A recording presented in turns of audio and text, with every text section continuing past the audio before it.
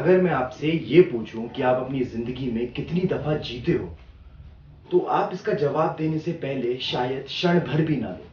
If I actually ask you how many times in your life have you won, you really won't take much long in answering this question.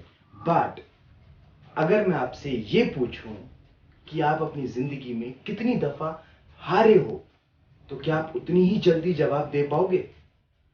नहीं। दरअसल हमारी जिंदगी का रुख हमको मिली हार तय करती है। कैसे?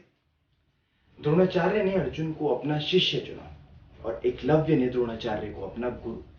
व्यक्तिगत रूप में भी द्रोणाचार्य के साथ रहते हुए अर्जुन उनसे वो सब ना सीख सका जो झाड़ में छुपा कहीं दूर से उन्हें सुन रहा एकलव्य सीख गया। जब अर्जुन को इस बात का ज्ञात हुआ, तब उसको मिली उसकी जिंदगी की सबसे पहली हार, और उस हार ने उसके हृदय में ना जाने कितने सवाल खड़े करे।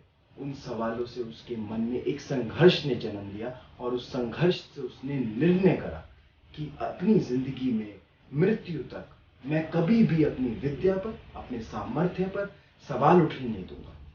और तब से लेके अंत तक अर्जुन दोबारा कभी नहीं हारा, कभी भी नहीं हारा। दरअसल हम सब अपनी जिंदगी में कभी ना कभी, कहीं ना कहीं, कम ज्यादा जरूर हारे। कुछ लोग उस हार को हराने के लिए, उस संघर्ष से जीतने के लिए प्रयास करते हैं, अभ्यास करते हैं, और कुछ अपने सपनों का त्याग करते हैं। चींटी को उसकी मंजिल तक पहुंचने से क्या आज तक कोई रोक पाया? कितना ही बड़ा पर्वत क्यों ना हो, क्या आज तक नदी के प्रवाह को रोक पाया? कभी भी नहीं। हम चींटी के मार्ग को लंबा अवश्य कर सकते हैं, पर उसको उसकी मंजिल तक पहुंचने से रोक नहीं सकते। कोई भी पर्वत कितना ही बड़ा क्यों ना हो, नदी के प्रवाह को धीमा अवश्य कर सकता है, पर उसको रोक नहीं सकता। जी, अगर आप सोचेंगे कि आप अपनी जिंदगी में कितनी दफा हारे हैं, तो आप समझ पाएंगे कि आपके वर्तमान का एक छोर उसी से जुड़ा हुआ है। नहीं समझे? तो चलो एक कहानी सुनाता हूं। एक लड़का है, 5 फुट 8 इंच हाइट, 78 किलो वजन, सांवला रंग, मध्यम वर्ग परिवार से आता है, सपने देखने में माहिर है, खुली आंखों से सपने देखता है और टैलेंटेड है। उसका टैलेंट आप चुनिए। इस कहानी के लिए मैं एक्टिंग चुनता हूँ। एक्टर बनना चाहता है, बहुत बड़ा एक्टर बनना चाहता है, स्टार बनना चाहता है, पर अपना सपना कभी अपने पिताजी को नहीं बता पाया, कभी उतना साहस जुटा ही नहीं पाया कि उनके पास जाकर अपने मन की बात बता पाए। और उसकी माँ के पास उसको देने के लिए कभी भी आशीर्वाद के अलावा कुछ था ही नहीं। तो किसी तरह अपने सपने को पाल पोस कर बड़ा करता है, और बड़ा करते करते अपनी स्कूल लाइफ को पार करता है। साइंस का स्टूडेंट होता है, तो पिताजी एक पर्सनल लोन उठाकर एक कॉलेज की डोनेशन भर देते हैं और उसका दाखिला एक इंजीनियरिंग कॉलेज में करवा देते हैं। उनके इमोशंस में आकर लड़का अपना बस्ता पैक करता है, उसमें अपने सपनों को डालता है और इंजीनियरिंग कॉलेज में जाना शुरू कर देता है। पर क्या करें, हुनर तो जिंदा है, मन तो व्याकुल है, तो वहाँ पर जाकर कॉलेज फेस्टिवल्स में पार्टिसिपेट करना शुरू करता है, कॉम्पिटिशन्स में जाना शुरू करता है, और वहाँ पर अपने हुनर से अपना एक नाम बनाता है, एक पहचान बनाता है, अपने खुद का एक नाम बनाता है। पर अपने हुनर से वो लड़का परिचित है, वो खुद को जानता है। तो एक दिन बैठा ही बहुत परेशान सिर्फ ये सोच रहा था कि मैं कर क्या रहा हूँ, क्यों कर रहा हूँ, किस लिए कर रहा हूँ। करना मैं एक्टिंग चाहता हूँ, पर कर मैं इंजीनियरिंग रहा हूँ। तो एक फैसला करता है कि आज अपने पापा को बैठकर मैं एक बात बता दूंगा कि पापा, मेरा सपना, मेरा टैलेंट, मेरा जुनून सब कुछ एक्टिंग है, इंजीनियरिंग नहीं।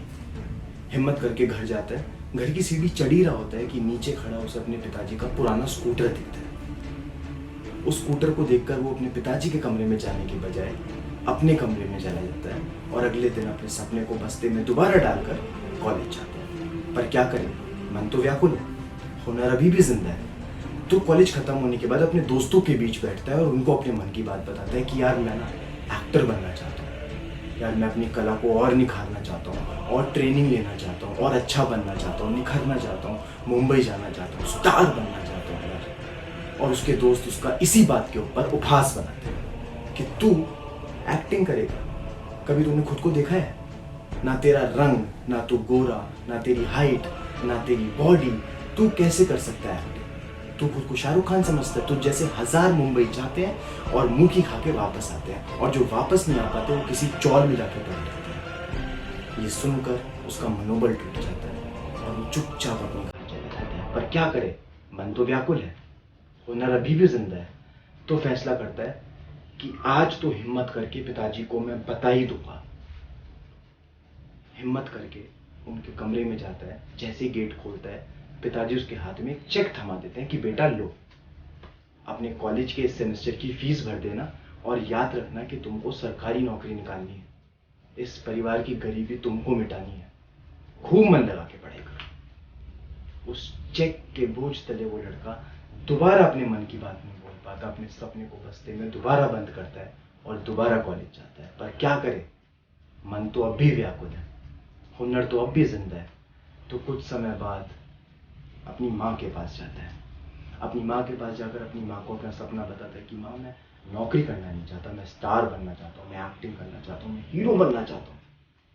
और उसकी माँ उसे सिर्फ एक बात बोलती है कि बेटा, मेरे पास तेरे को देने के लिए कुछ भी नहीं है। हमारे परिवार के पास खोने के लिए बहुत कुछ है, पाने के लिए कुछ भी नहीं। अपनी माँ को खुद की कला पे भरोसा ना करते देख वो दोबारा अपनी कला को बस्ते में डालता है और अगले दिन दोबारा कॉलेज जाता है। इसके बाद क्या होता है वो मैं आपको नहीं बताऊंगा, आप मुझे बताएंगे। इस कहानी को अंत आप देंगे, इस कहानी को आखिरी दिशा आप देंगे।